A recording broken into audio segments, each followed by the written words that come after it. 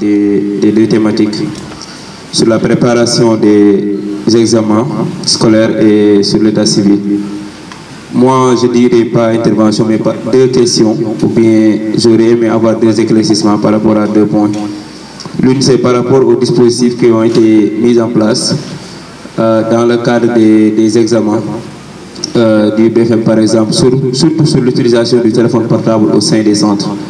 Est-ce que vous prévoyez de renvoyer les élèves qui amènent leur téléphone, parce que dans votre exposé, vous avez parlé de rétention de téléphone. Est-ce que cette rétention-là sera aussi doublée de renvoi de l'élève, ou bien on va laisser l'élève faire son examen jusqu'à la fin? Et aussi, si avant de commencer, par exemple, les épreuves, les surveillants entrent dans les salles de classe pour vérifier effectivement s'il y a des téléphones portables avec les élèves. Est-ce que dans ces cas de figure-là, vous prévoyez aussi, quelles sont les mesures que vous prévoyez dans ce sens, où vous trouvez un téléphone portable avec un élève avec un téléphone portable dans une salle d'examen?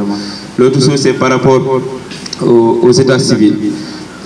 Qu'est-ce qui arrive aux élèves sans état civil s'ils réussissent leurs examens? Est-ce que ça pourrait leur porter préjudice dans l'aboutissement de leur cursus scolaire, ou bien ce mécanisme-là, ce comité qui a été mis en place pour évaluer ou bien répertorier les élèves sans état civil sera juste pour cet examen-là, ou bien ça sera une continuité dans les années académiques à venir? Merci beaucoup. Merci, monsieur l'inspecteur, de l'exposé que vous avez fourni à l'assistance. Mes préoccupations concernent un premier point, le problème de l'état civil. Le doyen Ndiaye l'a dit tantôt, le certificat d'accouchement pose problème. Sur les 1500 et quelques, 1575 élèves sans extrait, il n'y a que 24 qui ont un dossier complet, ce qui représente 1,52% seulement. C'est très peu. Et je pense que ce problème de certificat d'accouchement doit être revu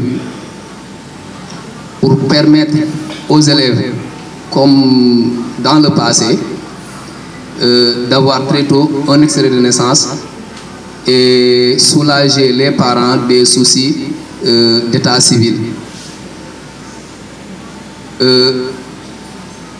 L'autre problème, c'est par rapport à la prise en charge lors des examens.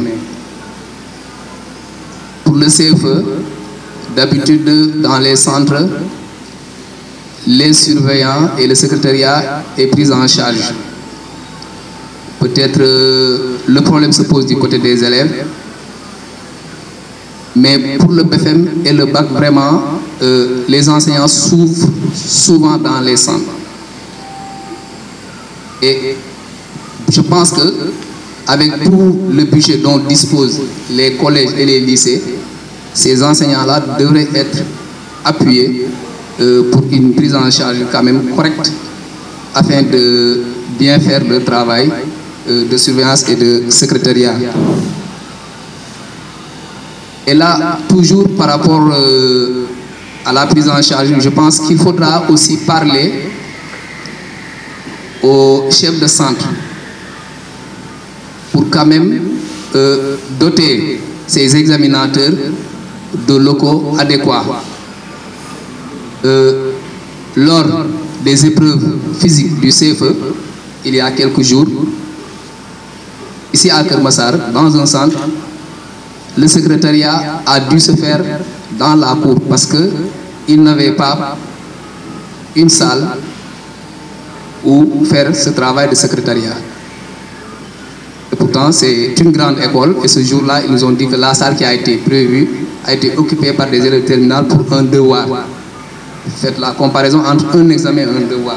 Qu'est-ce qui est priorité?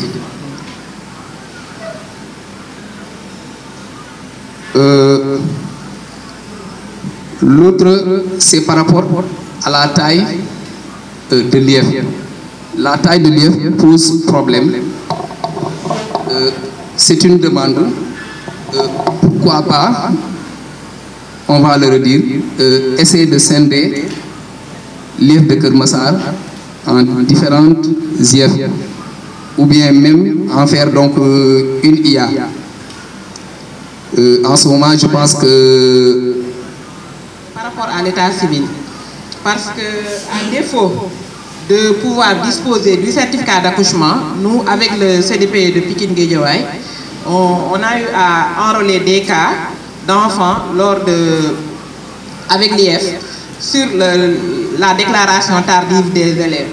Et comme palliatif, on avait discuté avec le tribunal où on pouvait joindre le carnet de vaccination de l'enfant.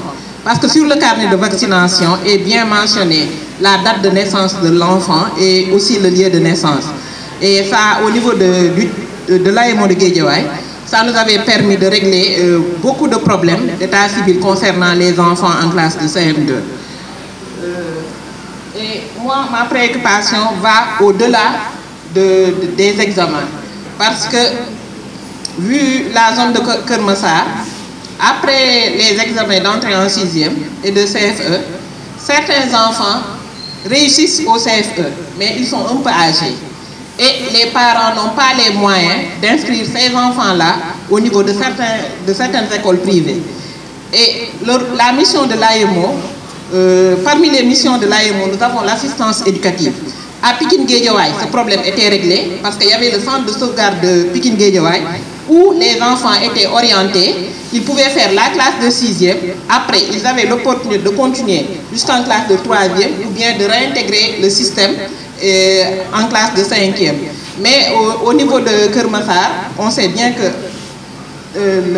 les finances posent problème. Donc l'enfant ne pourra pas, avec la demande, l'enfant ne pourra pas être placé au niveau de Pikine Guédiawaye parce que le transport va poser problème. Donc je profite de cette occasion pour poser ce problème-là parce que c'est un problème qui existe réellement et parfois l'enfant est obligé de faire un décrochage scolaire faute de moyens. Donc c'était la raison pour laquelle je voulais poser ce problème-là pour qu'on essaie d'y voir clair. Merci. Peut-être que je ne vais pas faire les 3 minutes puisque beaucoup d'éléments ont été abordés par les prédécesseurs. Merci monsieur l'IEF de Keur Massar pour sa brillante présentation aussi bien sur l'IEF que sur l'état civil. Je vais surtout intervenir sur l'état civil qui est une forme de violence faite aux enfants puisque ça fait partie des négligences qui sont classées par les violences faites aux enfants.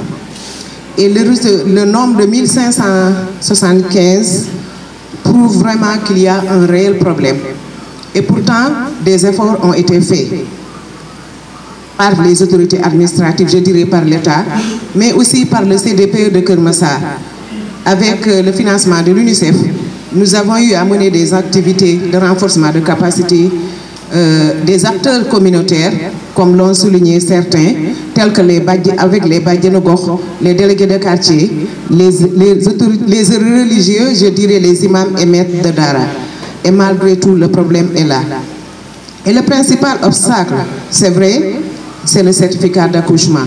Peut-être je vais juste renforcer Madame Seck de l'AEMO pour dire également qu'on doit mettre à contribution, peut-être que ça figure sur l'arrêté mis par le préfet, les districts sanitaires, puisque la femme peut perdre le certificat d'accouchement, mais elle a le certificat de vaccination, ou bien au moins elle se rappelle de la date de naissance. Peut-être que si on va dans cette maternité-là, si on remonte, on peut avoir le certificat d'accouchement, soit ce sera juste une régularisation, et cet acte pourra donc faciliter l'obtention de l'extrait de naissance.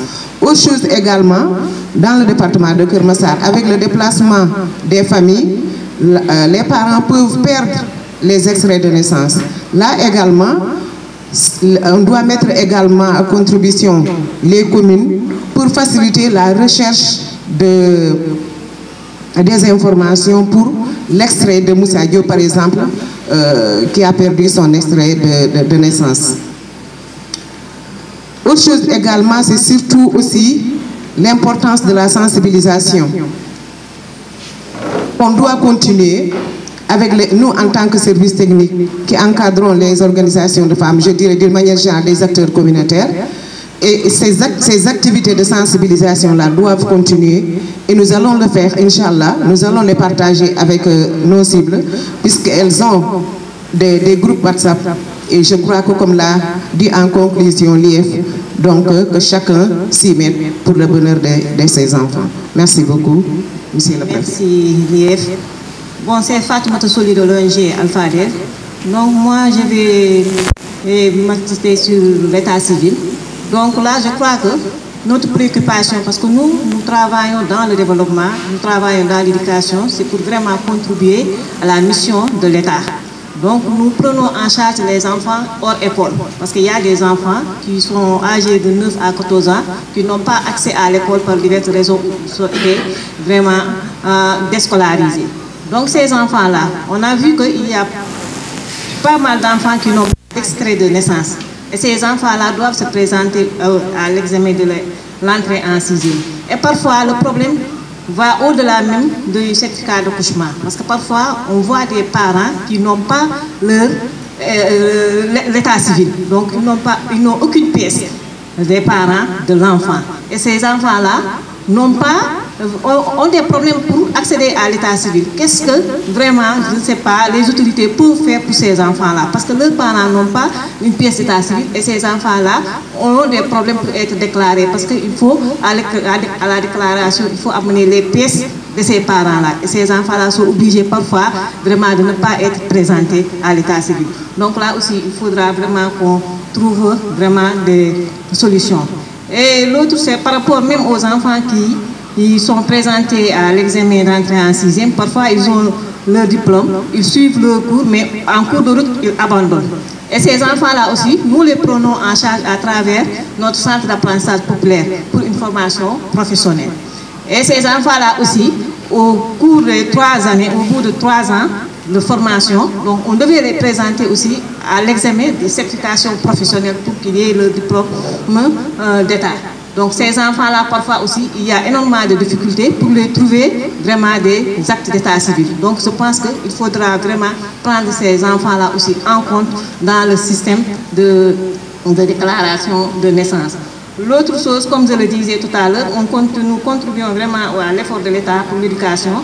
Donc je pense que avec notre initiative Centre d'apprentissage populaire, parce qu'on reçoit des enfants, donc on a 160 enfants, et ces enfants-là, au bout de 3 ans, nous sommes obligés de les présenter.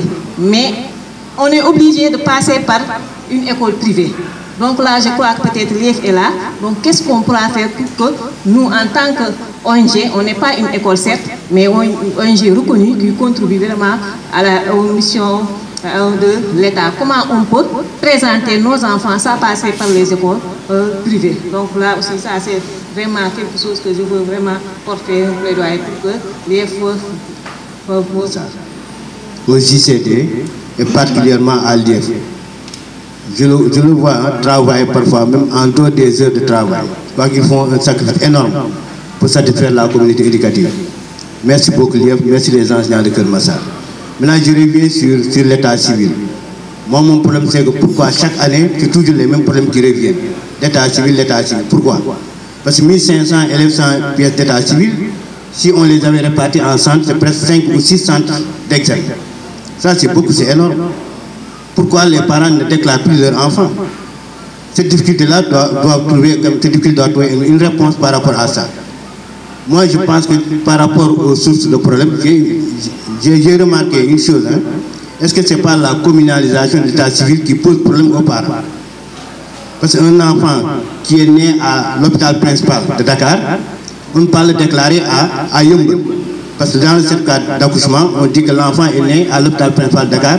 Donc c'est dans la circonscription départementale qu'on peut déclarer l'enfant.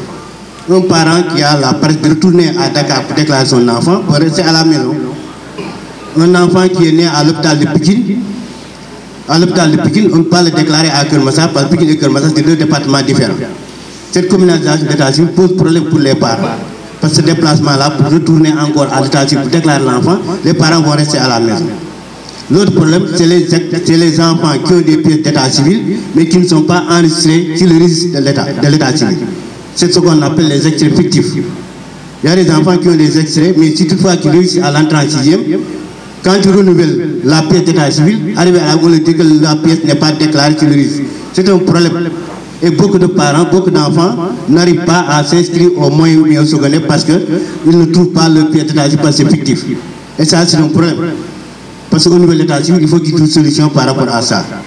Maintenant, je reviens surtout sur l'état civil, parce que dans les carnets de visite prénatale, je ne sais pas où a failli, hein, il y a quelqu'un qui a failli à sa mission. Parce que dans les carnets de visite prénatale, on mentionne bien dans les conseils et recommandations que l'enfant doit suivre les visites prénatales. Dans les conseils et recommandations, on demande aussi aux parents, si toutefois que l'enfant est né, on doit le déclarer dans le premier mois qui suit sa naissance. Mais pourquoi les bajos ne font pas correctement le travail? Pourquoi les délégués ne font pas correctement le travail? Pourquoi ceux qui sont dans le quartier, qui tournent autour du quartier, ne sensibilisent pas les parents à déclarer leur enfant? Maintenant, pour les conditions d'examen, mon collègue est revenu sur ça, hein, parce que d'ici peu de temps, les enseignants ne vont plus au baccalauréat. Ils souffrent là-bas. Les présidents du jury de baccalauréat ne donnent aucun respect, aucune considération aux enseignants qui surveillent. Et c'est un plaidoyer, on a fait un collectif et que les gens ont dit que si ça continue comme ça, les enseignants, si vous faites le constat, presque c'est le privé qui surveille le baccalauréat. Les gens du public, arrivés là-bas, les présidents du jury n'ont aucune considération par rapport à ces enseignants. Les conditions ne sont pas réunies, la communication n'y était pas au rendez-vous, et c'est un problème entre enseignants et présidents du jury. L'autre aspect, je tire chapeau aux enseignants de l'élémentaire. Parce qu'ils sont très organisés. Ça, il faut le dire. Les centres d'accueil à l'élémentaire, quand la commission d'examen vient, ils sont dans de très bonnes conditions. Ils sont servis au déjeuner, ils sont servis au petit déjeuner, au déjeuner, de l'eau, de la boisson, toutes les conditions sont réunies. Et pourtant, ils ont des revenus très faibles. Pourquoi au moins au secondaire, les gens ne mettent pas les examinateurs dans cette condition-là? Je l'avais dit l'année dernière, je l'ai redit aussi cette année aussi, où il faut que les lycées et les collèges prennent en considération ces enseignants qui surveillent les examens. Pas même une bouteille d'eau. Les chaises n'en parlons pas, parce que l'enseignant n'a pas besoin de chaises. Mais pas une bouteille d'eau, pas de petit déjeuner, absolument rien. Même pas un verre de thé.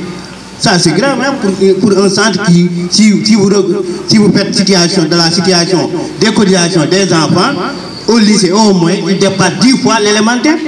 Pourquoi ils ne mettent pas ces conditions? Donc l'autre aspect aussi,